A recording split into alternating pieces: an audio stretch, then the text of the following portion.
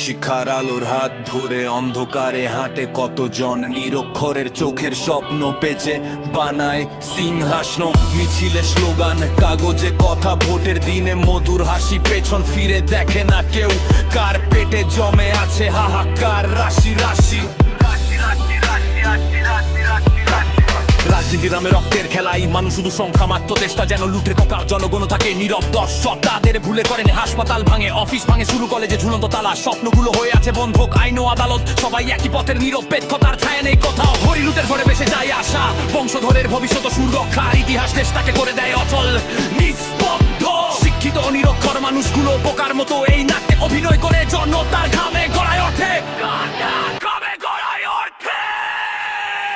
এই কেমন স্বাধীনতা, এই কেমন দেশপ্রেম, প্রশ্নগুলো আজও একা। সময় অস্থিরে দেবে জবাব, জনগণ না নেতা, জনগণ না নেতা।